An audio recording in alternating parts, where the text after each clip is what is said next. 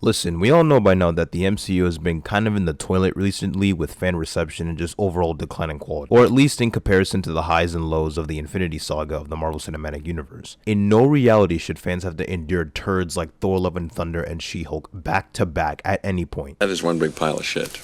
Even though I haven't hated the Multiverse saga thus far, there's just a clear step down in direction and focus with the oversaturation of content and lackluster CGI. And so an obvious next step that Marvel Studios seems to be doing would be to reevaluate the amount of content per year and focus more on producing high quality projects. Another problem is that many of the projects as of late are just entries a lot of fans don't really seem to care about as much. Apparently Secret Invasion, for example, had the second lowest viewership premiere out of all the Marvel Disney Plus shows thus far. On top of that, the big characters fans resonated with the most are all either dead or have been character assassinated. You know what? I think it's time for your first beer. What do you say?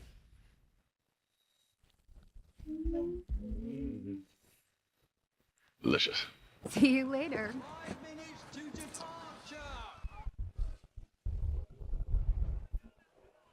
What? We were just talking. Kevin Feige never let this man cook again for real. But besides that, the one corner of the Marvel Universe fans have been eagerly anticipating since Disney acquisition of 20th Century Fox is the introduction of mutant characters in the X-Men. So that's where Deadpool 3 comes in. It's been more than 5 years since the last Deadpool film, and Deadpool 3 will be the first MCU project to give heavy emphasis on any mutant characters. Like, let that sink in for a second. Kevin Feige and Marvel Studios, you better pray to God that this movie slaps, or the outrage and sheer chaos on the internet will tear you into smithereens. However, from what we know so far, Deadpool 3 does show some promise and is one of the few upcoming MCU projects I'm actually excited for. Mostly every major character from the previous Deadpool films will return for the third installment, except Domino for some reason. Like what's up with that? We got the old lady Blind Owls coming back. We got my boy Colossus. We got the baby mama Vanessa coming back, Negasonic Teenage Warheads coming back. Obviously Ryan Reynolds is Deadpool, but the grandpappy of them all, the one character everyone has been creaming their pants to make their first MCU debut, that's right, mother freaking Dopender, ladies and gentlemen. Give it up for the GOAT himself. Oh yeah, and Wolverine's here too, I guess. But seriously, we all know Hugh Jackman coming back as Wolverine will be a major selling point for this film. As soon as those set pics of him wearing the suit leak out at some point, man oh man, we'll be happy. I'm more curious if the suit he'll be wearing will be more of a yellow and brown aesthetic or blue and yellow. Let me know which one you guys would prefer to see in live action. I still can't believe the Wolverine film had a whole deleted scene with a fully designed Wolverine suit for Hugh Jackman in a goddamn briefcase just to never use it again. How the fuck would you show me something if I couldn't have it? As for costumes, a couple of set photos were released with Ryan Reynolds in a slightly altered Deadpool suit, but still keeping the vibe of the OG suit from the two previous films. And I am just so glad that Kevin Feige isn't forcing this film to be PG-13 and really won't aim to tone things down or feel different from the previous films. It's such a relief that they're going for a hard... Wait.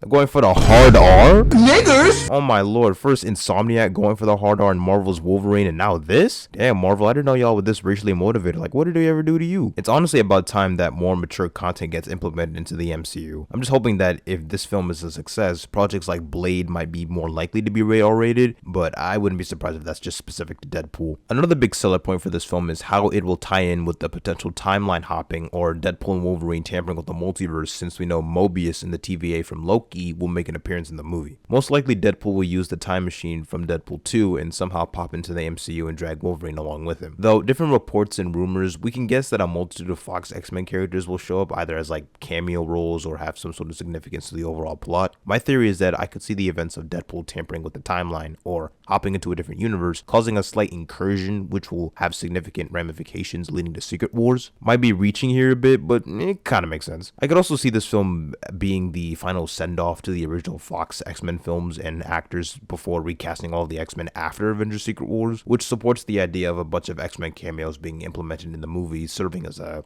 sort of meta joke or gag about multiverse oversaturation and cameos in modern superhero films. The fact that every major MCU film announced from 2024 onward got delayed except for Deadpool 3 shows how much confidence Marvel actually has in this film. In fact, the film's release date actually got bumped up 6 months, with its prior release being sometime in November 2024, but now it's scheduled to release on May 3rd, 2024. It kind of surprised me, especially with what's going on with the writer's strike and all that. I just hope that they aren't rushing into things, but hey, I'm gonna let them cook for now and hope the next Deadpool installment will showcase a brighter future for the MCU that will hopefully come sooner rather than later.